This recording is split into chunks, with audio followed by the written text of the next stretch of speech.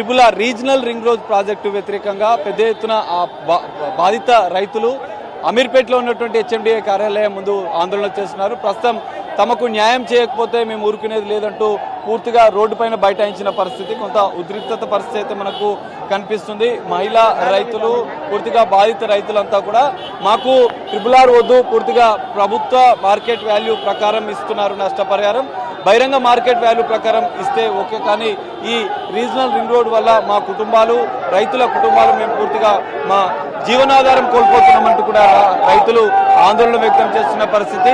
ఖచ్చితంగా రీఅలైన్మెంట్ ఏదైతే కొత్త అలైన్మెంట్ చేశారో దాన్ని మార్చాలి, 40 కిలోమీటర్ల వరకు కూడా పైగడ మార్చాలంటూ కూడా వాళ్ళు డిమాండ్ చేస్తున్న పరిస్థితి. సో చిన్న సన్నకారు రైతులము, మాకు మా భూములు పూర్తిగా కోల్పోతే మాకు ఇంకా జీవనాధారమే లేదంటూ వాళ్ళు ఆందోళన వ్యక్తం చేస్తున్న పరిస్థితి కనిపిస్తుంది. అమీర్పేట్ HMDA కార్యాలయం, ప్రధాన కార్యాలయం ముందు దాదాపు వందలాది మంది రైతులు మనం చూడొచ్చు పూర్తిగా రోడ్డు పైన బైఠాయించారు. పోలీసులు వాళ్ళని నిలువరించే ప్రయత్నం చేస్తారు. కొంత ఉద్రిక్తత పరిస్థితి అయితే నేర్కొంది. కొంతమంది రైతులతో మాట్లాడే ప్రయత్నం చేద్దాం. అసలు వాళ్ళు ఇప్పటికే రీఅలైన్మెంట్ వల్ల మా ప్లాన్ మార్చడం వల్ల మేము పెద్ద ఎత్తున నష్టపోతున్నామంటూ వాళ్ళు చెప్తున్నారు. అన్న మీరు ఏం చెప్తున్నారు? ఎక్కడి నుంచి వచ్చారు? మీకు ఎర్రంబెల్లి గ్రామం, యాదాద్రి జిల్లా, భువనగిరి మండలం. ఎర్రంబెల్లి, భువనగిరి మండలం. ఏమైందంటే మా గతంలోనే మాకు 3 ప్రాజెక్టులు అయినాయి మా ఊర్లో నుంచి. ఒకటి మూసీ కాలువ తీసిర్రు, ఇప్పుడు ప్రాణాయిత చెవేల కాలువ, రిలయన్స్ గ్యాస్ పైప్ లైన్. ఇప్పుడు RRR అంటే మా ఉన్న భూములు మొత్తం పోతున్నాయి. మేము ఎట్లా బతికేది? ఈ బీఆర్ఎస్ ప్రభుత్వం చేసిన అలైన్మెంట్ తప్పు ఉందని కాంగ్రెస్ వాళ్ళు చెప్పిర్రు. మేము అధికారంలోకి వస్తే మారుస్తామని చెప్పిర్రు. ఎలక్షన్లలో ఓట్లు వేసుకోరు. ఓట్లు వేసి గెలుచుకున్నాక కోమరెడ్డి వెంకరెడ్డి గారు కానీ మా మణికుమారెడ్డి ఎమ్మెల్యే గారైనా సరే అలైన్మెంట్ తప్పు ఉందని చెప్పి తప్పుంది, మారుస్తామని చెప్పిర్రు. ఇది ఎలక్షన్ల ముందు. అధికారంలోకి వచ్చినాక ఇప్పుడు మాట మారుస్తున్నారు. మా కోమరెడ్డి వెంకరెడ్డి గారు కూడా మారుస్తామని చెప్పారు. అలైన్మెంట్ కేసీఆర్ దాంట్లోకి వెళ్ళి పోవాలి, అలైన్మెంట్ మార్చేసిండు. మళ్ళీ ఒకటి ఓఆర్ఆర్ నుంచి 25 కిలోమీటర్లే ఉంది భువనగిరికి, 40 కిలోమీటర్లు మారుస్తామని చెప్పిండు. తప్పు ఉంది అన్నాడు. అయినా సరే దాన్ని మారలేకపోయారు. ఎందుకు మార్చలేరు? ఇప్పుడు మళ్ళీ ఒకటి నేషనల్ హైవే నుంచి, అథారిటీ నుంచి నోటీసులు వచ్చినాయి. అక్కడికి వెళ్ళి మేము మళ్ళీ ఇప్పుడు ముఖ్యంగా ఏంటంటే మళ్ళీ ఇప్పుడు HMDA నుంచి మళ్ళీ వచ్చాయి నోటీసులు. ఎప్పటి నుంచో మార్కెట్ వాల్యూ ప్రకారం నష్టపరిహారం ఇస్తే కొంతమంది ఓకే అంటున్నారు. ఇస్తే చాలా నష్టపోతాం. 8 లక్షలు 10 లక్షలు ఇస్తారట. మా ఊర్లో వచ్చేసి 1,50,00,000 2 కోట్లు ఉంది. మాది ఒక ఫ్లాట్ కూడా రాదు వాళ్ళు ఇచ్చే పైసలకు. మేము చనిపోయేది తప్ప ఏం లేదు. మీ భూమి ఎంత ఉంది? మీది ఎక్కడి నుంచి వచ్చారు? మాది నారాయణపురం మండలం, సర్వేల్ గ్రామం. మాకు ఎకరన్నర ఉంది, 2 ఎకరాలు మొత్తం. ఎకరన్నర ఉంది నాకు. మొత్తం ఇత్తు లేకుండా అంతా పోతుంది, అందంగానే పోతుంది. మొత్తం ఏం లేదు. ఏమైనా కష్టం చేసుకొని బతకవలసిన ఏం లేదు మాకు. మొత్తం అన్యాయం చేసి ఇదివరకు అక్కడ ఎక్కడ అన్నారు ఆడంగా పోతే అయ్యప్పో మళ్ళీ ఇక్కడ తీసి ఇదంగా చేసి మాకు ఏం పాయిదా ఏం లేదు దాంతో మొత్తం. అమ్మ మీరు ఎక్కడి నుంచి వచ్చారు? ఎంత భూమి ఉంది మీకు? నారాయణపురం. ఎంత భూమి ఉంది? 3 ఎకరాలు ఉంది. మీరు ఏం చెప్తున్నారు? మా భూమి మాకు కావాలి, మా భూమి మాకు కావాలి. భూమి ఏమంటారా? ఏమని అడుగుతున్నారు? భూమికి భూమి ఇచ్చినా సరే, మా భూమి మాకున్నా సరే. చూడొచ్చు దాదాపు వందలాది మంది రైతులు పూర్తిగా రోడ్డు పైన బైఠాయించారు. మొత్తం భారీ ఎత్తున ఆందోళన చేస్తున్న పరిస్థితి. ఖచ్చితంగా మా భూములు మాకే కావాలంటూ కూడా వాళ్ళు రోడ్డుపై బైఠాయించారు. కేంద్ర రాష్ట్ర ప్రభుత్వాలు అలైన్మెంట్ చేంజ్ చేయాలి, 40 కిలోమీటర్ల వరకు కూడా చేంజ్ చేయాలంటూ కూడా వాళ్ళు కోరుతున్న పరిస్థితి. సో అన్న చెప్పండి, మీరు RRR యాదాద్రి జిల్లా బొలిగొండ మండలం పైల్వాన్పురం గ్రామం నుంచి వచ్చినాం. మా గ్రామంలో బునాది కానీ కాలువలు పోయినాయి. మన ప్రాణాయిత మన కాళేశ్వరం కాలువలకు పోయినాయి. మా భూములు హైటెన్షన్ వైర్లు పోయినాయి. ఇప్పుడు మళ్ళీ ఉన్నాయి. మాకు 12 ఎకరాలు ఉంటే 8 ఎకరాలు ఆల్రెడీ పోయింది. ఇప్పుడు మళ్ళీ 6 ఎకరాలు పోతుంది. మొత్తం భూమి ఉన్న 12 ఎకరాలకు 2 ఎకరాలు కూడా మిగతలేదు. గవర్నమెంట్ పోయిన వాళ్ళనే నష్టం ఎక్కువ పరుస్తుంది. దయచేసి government alignment outer ring road to outer 40 కిలోమీటర్గా మార్చవలసి, పాత అలైన్మెంట్ ప్రకారం మార్చవలసిందిగా కోరుచున్నాం అందరినీ. గవర్నమెంట్ వెంటనే రేపు భూమి మార్చాలని కోరుచున్నాం. మాది వికారాబాద్ జిల్లా. మా ఊళ్ళో మొత్తము 500 ఎకరాలు పోతున్నది. రైతులు అన్నం పెట్టే రైతుల భూములు గుంజుకొని ప్రభుత్వము రైతులకు ఏం న్యాయం చేస్తుంది? రింగ్ రోడ్ తోటి గ్రామీణ ప్రజలకు ఏం లాభం లేదు. అక్కడ పెద్ద రింగ్ రోడ్ అవసరం లేదు. అక్కడ మొత్తం గ్రామీణ ప్రజలు ఉన్నారు, దేశానికి అన్నం పెట్టే రైతులు ఉన్నారు. అన్నం లేకుంటే దేశంలో ఉన్న ఎంత నెలకు 1,00,000 రూపాయలు వచ్చినా వానికి పుక్కడి అన్నం కావాలి. కాబట్టి రైతుల దృష్టిలో పెట్టుకొని అక్కడ రింగ్ రోడ్ క్యాన్సిల్ చేయాలి.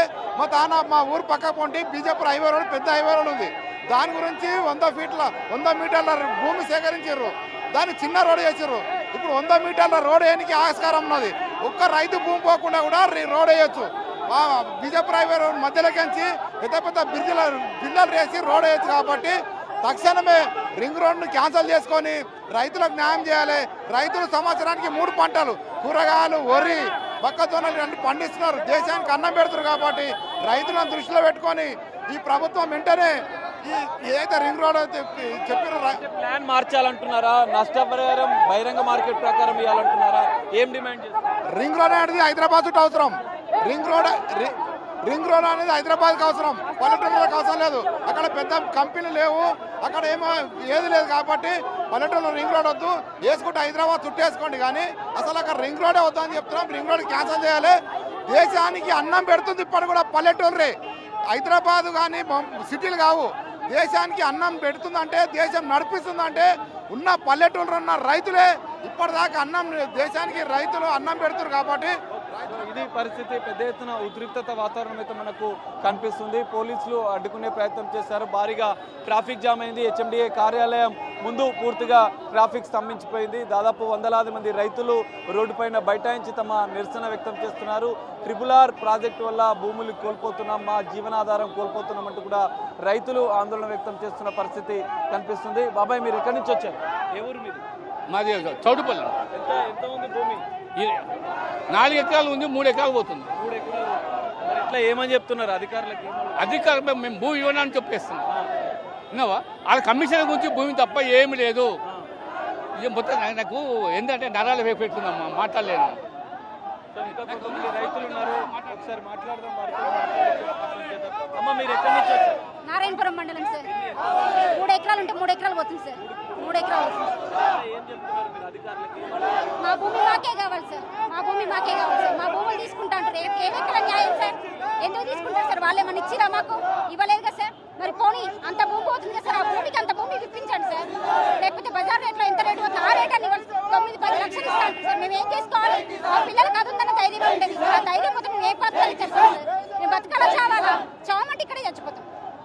భూములకు బదులుగా భూములు ఇస్తే ఓకే అంటున్నారా మీ అధికారులు? లేదంటే బజార్ ఎంత రేటు పోతుందో అంత రేటు ఇప్పించాలి సార్. 9-10 లక్షలు ఎంత వాల్యూ ఉందో అంత వాల్యూ ఇప్పించాలి సార్. కానీ 9-10 లక్షలు ఇస్తా అంటారు సార్. గవర్నమెంట్ వాల్యూ మాకు వద్దు సార్, మాకు వద్దు. అధికారులు మీతో మాట్లాడారా ఇంతకుముందు? ఎవరు మాట్లాడారు సార్? మేము వచ్చిన కాంచెలు ఎమ్మెల్యేతో మాట్లాడాను సార్. రాజగోపాల్ రెడ్డి గారితో మాట్లాడినా. మేము చూసుకుంటాము, మాకు చెప్పి చేయలేదు కానీ మేము చూసుకుంటాము, మీరు పోరారంటే మీ వెనకాల మేము ఉంటామంటున్నాం సార్. కానీ మాకు న్యాయం అయితే దొరుకుతుందని గ్యారంటీ లేదు సార్. మీ మీడియా వాళ్ళు, మీ న్యూస్ వల్లనే మాకు ఏదైనా న్యాయం జరగాలని కోరుకుంటున్నారు. ఇప్పుడు ప్రభుత్వాన్ని, అధికారులకు ఎలాంటి న్యాయం జరగాలంటే? మాకు భూమి పోతే భూమాన్ని ఇప్పించాలి సార్. లేదంటే బహిరంగంగా ఎంత రేటు ఉందో అంత రేటనే కావాలి సార్. అంతేగాని తక్కువ ఇస్తా మాత్రం మాకు వద్దు సార్.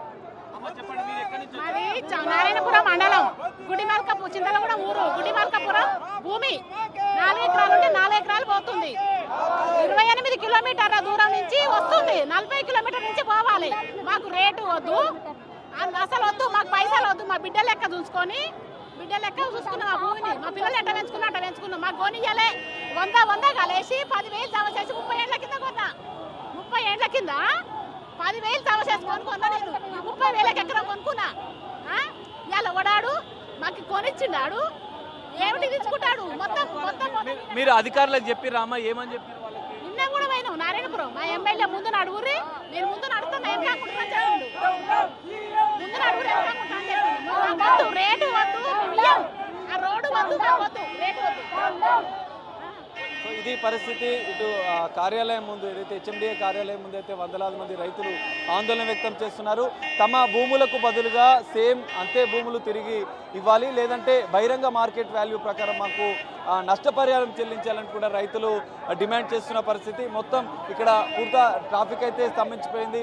వందలాది మంది రైతులు రోడ్డెక్కారు. హెచ్ఎండిఏ అధికారులను కలిసి తమ రిజెక్ట్ చేస్తున్నట్టు ఒక దరఖాస్తు కూడా ఇచ్చారు. మేము భూములు ఇవ్వమంటూ కూడా ఇస్తే హెచ్ఎండిఏ అధికారులకు ఒక రిక్వెస్ట్ లెటర్ కూడా, దరఖాస్తు కూడా వాళ్ళు ఇచ్చినట్లుగా కూడా చెప్తున్నారు.